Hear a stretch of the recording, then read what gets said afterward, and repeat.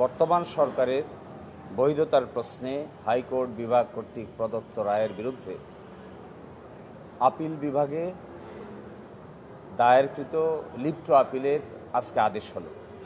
এই আদেশটি সর্বসম্মতিক্রমে হয়েছে।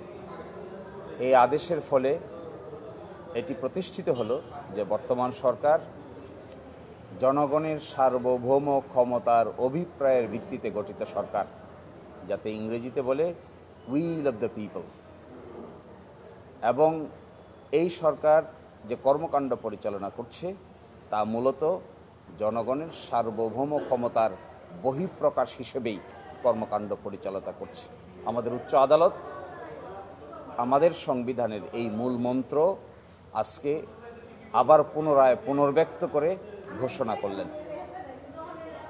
এই রায়ের ফলে বর্তমান সরকারের বিভিন্ন কর্মকাণ্ড, বিশেষ করে 3টা ম্যান্ডেট নির্বাচন, বিচার এবং সংস্কার সম্পর্কের বৈধতার ব্যাপারে আর কোনো প্রশ্ন থাকবে না। এই রায়ের ফলে বাংলাদেশের সংবিধানের যে শূন্যতার কথা অনেকেই আর্গুমেন্ট করেছেন, যে ভ্যাকুয়ামের কথা অনেকেই আর্গুমেন্ট করেছেন, এই ভ্যাকুয়ামের আর কোনো জায়গা থাকবে না। এটি সুপ্রিম কোর্টের আদেশ দ্বারা আজকে প্রমাণিত হলো। হাইকোর্ট বলেছিলেন যে এই সরকারের বৈধতার দুটি উৎস, একটি হলো লিগ্যাল ইনস্ট্রুমেন্ট, আরেকটি হলো উইল অফ দ্য পিপল।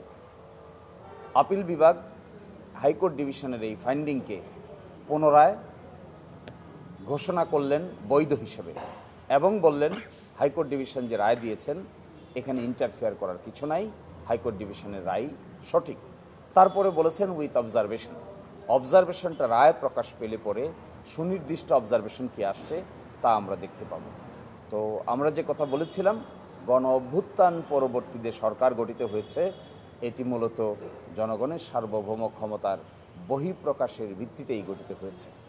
আমরা আদালতকে এটাও বলেছিলাম, আর্টিকেল বা অনুচ্ছেদ 106-এর অধীনে গৃহীত মতামত এটির কোনো প্রয়োজন ছিল না, কিন্তু এটি নেওয়াতে বড় ধরনের কোনো ব্যত্যয় হয় নাই, কিন্তু এটির প্রয়োজন ছিল না।